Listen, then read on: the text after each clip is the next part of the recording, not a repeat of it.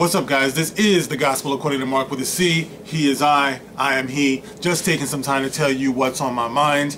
And I want to share with you guys some news. I saw the article earlier. It appears that legendary comic book artist Steve Ditko has passed away. Steve Ditko, yes, the creator or co-creator of the mega popular Spider-Man, as well as the co-creator of Doctor Strange. Two of my favorite characters in the MCU these days. And I have an article here, and I'm going to share it with you. Just a brief telling of the facts, about Mr. Ditko. All right, so this article that I have here is on TMZ.com. Okay, and the headline is Spider-Man co-creator Steve Ditko dead at 90. The man who helped Stan Lee create two legendary Marvel superheroes, Spider-Man and Doctor Strange, has died at his home in New York, TMZ has learned.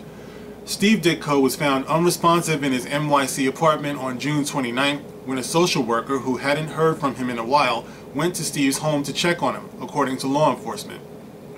The chief medical examiner listed the cause of death as arteriosclerotic and hypertensive cardiovascular disease, basically a heart attack brought on by clogged arteries. Ditko was one of the most acclaimed comic book artists of all time, best known for creating Spider-Man with Stan Lee in 1962 and Doctor Strange a year later. The stories they crafted together inspired the 2016 Doctor Strange film starring Benedict Cumberbatch. While Stan became the face of Marvel and the godfather of comic books to the public, Steve remained enigmatic over the years, refusing to do interviews or make public appearances. He continued to work at a Manhattan studio, though, until at least 2012. Steve was 90.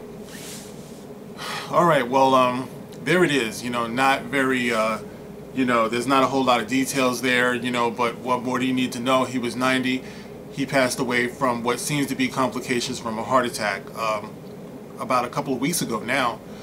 And, I was always an admirer of Steve Ditko. I know I mentioned before in other videos earlier that the first comic I picked up was the Fantastic Four, which was done by Jack Kirby, and the other comics that I picked up were Spider-Man, of course, illustrated by Steve Ditko. And what I always appreciated about Steve Ditko's artwork is that while other artists made their characters look larger than life, what I really liked about the art of Steve Ditko is that he didn't make his characters look larger than life, he made them look true to life. And I really admired that. Like, Spider-Man, the way he drew him wasn't, like all over buff and all that stuff. He just looked like an average person who was doing amazing things.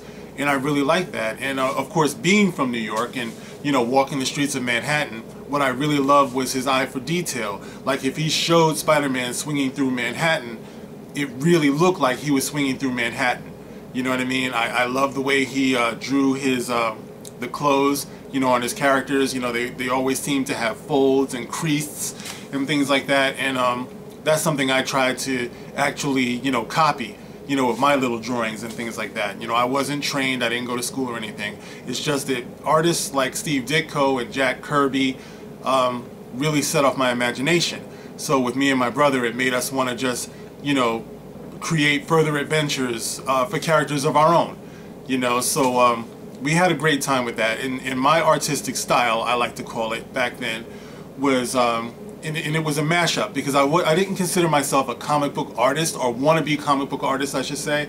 I always said I wanted to be a cartoonist, and my style was very, very heavily a mashup of Steve Ditko, Jack Kirby, although I could never get close to either of these people. Very, very much Hanna-Barbera mixed in with a little, who else was it?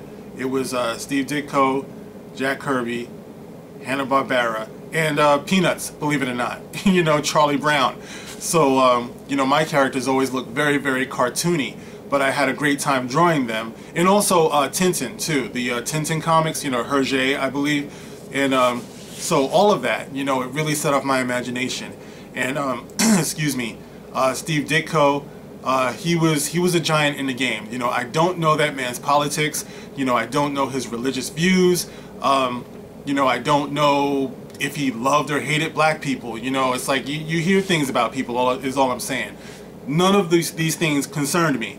You know, like these days, you know, I hear so much about, you know, what's going on in the comic industry. You know, I listen to Ethan Van Sciver's channel. You know, I hear about Comic Gate and all that stuff. It's like artists have to remember, and Steve Ditko was very, he was very determined to let his art speak for itself. You know, the man wasn't known to give like a lot of interviews and, you know, make statements and everything like that. But he very much believed in letting his art speak for itself. You know, so I got a lot. I got the world from the art of Steve Ditko. You know, later on, I think John Byrne was very similar in a way, the way he drew his characters, like the way I perceived them anyway. So I really did appreciate that, and I do appreciate his art as it speaks for him. It's a hell of a legacy that he's left behind, because every time I open up any of those old Spider-Man comics and things like that, his art just pops, man. It's almost like animated. Like, who needed the cartoon? The way he drew was just so it was so animated. It was so full of life. So it was really something that it really broke the mold, and it paved the way for, you know, artists for years and years to come. You know, so on my channel, I just wanted to give that an acknowledgement. You know, I wanted to give a rest in peace shout out to Steve Ditko.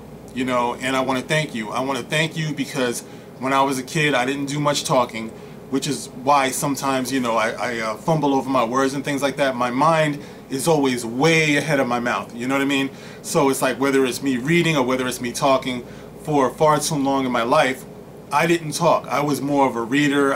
You know, as far as comics anyway, I wasn't some big scholar, but my face was always in a comic, or I was writing. You know, I did a lot of writing in a journal, you know, or trying to create my own comics. Later on, I was writing rhymes and things like that.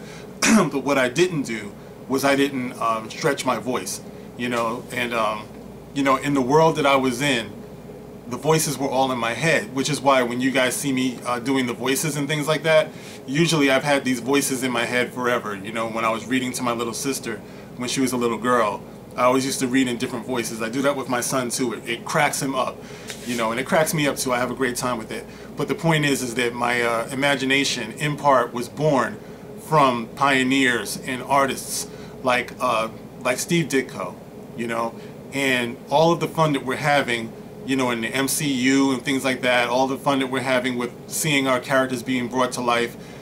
If it weren't for people like Stan Lee, Steve Ditko, Jack Kirby, you know, if it weren't for the pioneers, we wouldn't have any of this, you know, so we really have to appreciate what we have. That goes for George Lucas as well, you know, in Star Wars. These men were, they were trailblazers, you know, and we really should be protective of that, you know, for everyone who doesn't, you know, understand where, you know, backlash and pushback comes from. It's like there's a vision that these men had that really resonated with people, and it means a lot to so many of us, and that's the reason why so many of us are so passionate about it.